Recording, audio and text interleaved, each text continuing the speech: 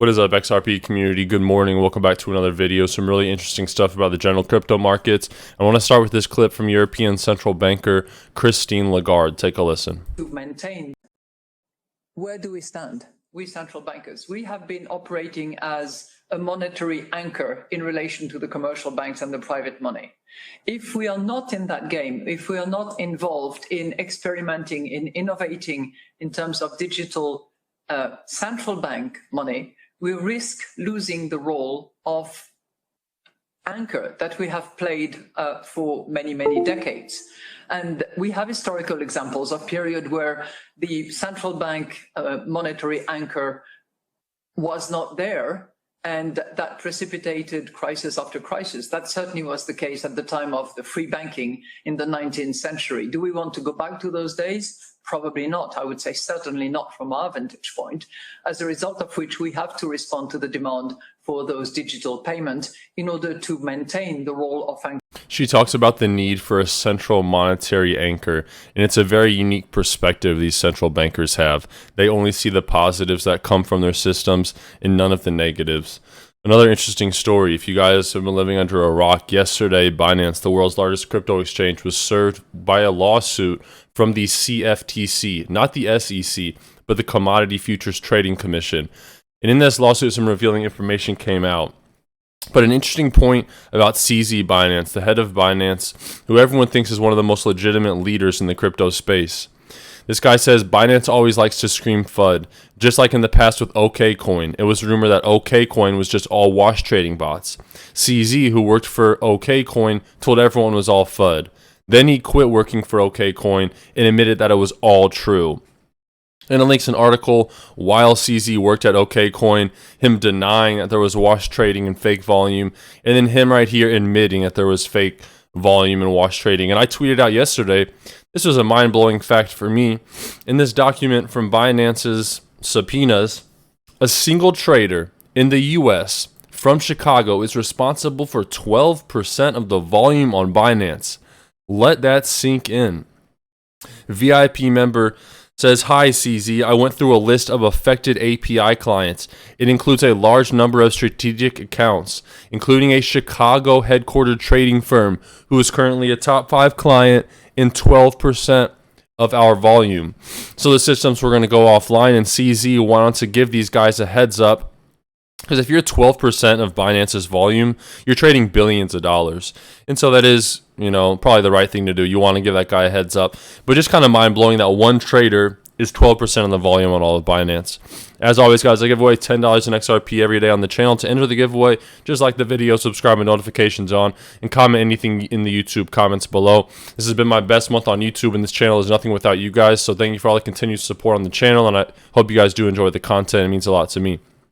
Moving forward here, Batman Terra said, "A very dark day for crypto. You can call it naivety, but I've long considered CZ, the head of Binance, to be an upstanding and trustworthy ambassador of the space.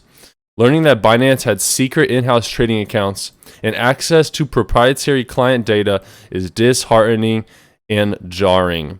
Now, this is not on the scale of FTX, but it's not looking good for Terra Luna.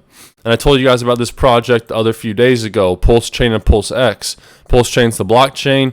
PulseX is the decentralized exchange. Think of something like Uniswap or the Uni token with PulseX. Not sponsored. I could care less if you guys buy this token or not. I just think this is going to be one of the top performers of the next cycle. Look up things like PulseChain. And when I say like PulseChain, I mean other Ethereum 2 solutions. Whether it's One Harmony, whether it's Avalanche, whether it's Polygon, these things did crazy amounts of returns. And so keep an eye on Richard Hart Win. There's a lot of scammer Twitter accounts, but like I've said before, I really think this is going to be one of the top performers of the next cycle. Let me know if you guys have heard of PulseChain or PulseX in the comments below. And speaking of digital assets, if you need a spot to get XRP or other digital assets, I recommend Uphold. It's sleek, it's simple, it's secure, and it's where I get my XRP every single day. And if you want $41 guaranteed, sign up with Webull, deposit a penny, you get up to $3,000 in free stocks. Now, typically, you're just going to get $40 to $300, but it's a great offer just for signing up and depositing a penny. You're guaranteed a minimum stock value of $41 guaranteed. Link to Webull in the video description below. Another good tweet from Richard Hart right here. And as you guys can see at the bottom of my screen down here, if you guys do use Twitter, give me a follow on Twitter. Best spot to contact me, shoot me articles, Twitter. So he says, these are the most expensive houses have been in your lifetime. And it shows an exponential run up from 2000, and then we had this dip in the 2008 financial crisis. In now 2020, I'm curious how many homeowners we have in the chat. I know a lot of my viewers skew to the elderly population, whether that's 40, 50, 60. Shout out to you guys for being ahead of the curve, for investing in your futures in this emerging asset class. But who owns a home? Who's a homeowner in the audience? Comment below. Altcoin Oracle says, when in doubt, look at the hash rate in blue. And the hash rate is typically something we can mirror against the market price of Bitcoin. And since 2022, we've just seen an exponential rise in the hash rate of Bitcoin, which is overall very bullish. This is at the times when Ripple has a lawsuit against the SEC. China is banning Bitcoin. The USA is even talking about banning Bitcoin miners. But the hash rate is still going up to the right, and it's reaching all-time highs. So I think that's bullish overall for Bitcoin. Take a listen to this presidential Biden budget request. Proposed budget proposes $4.7 trillion in new taxes. It does propose significant additional taxes, yes. Today, Junior, it does impose significant. She's like 4.7 trillion. Is it really that much? Crazy, guys. We're sending billions overseas for conflicts we aren't really even involved in. And now, once again, 4.7 trillion of the money printers going burr. I've been talking about the downfall of the US dollar and how it's very clear. But let's talk about this clip first. For the people who work numbers, I am giving you free advice that those of you who are holding dollars, you surely might go into losses. You better do what you must do, because this market is going to be different in a couple of weeks.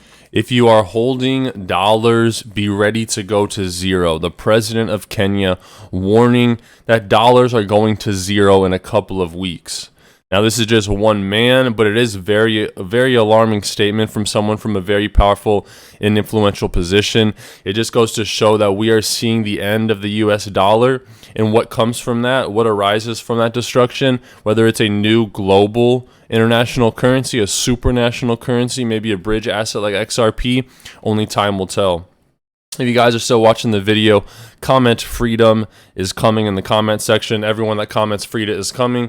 I know you watched the full video. That's the best way to support the channel. Hope you guys have a great day. Thank you again for all the support on the channel. When I get those likes, when I get those subscriptions, it lets me know I'm putting out good content. It's the best way to give me feedback, so thank you guys in advance. God bless you. Take care of yourselves. Take care of your families. Until next time.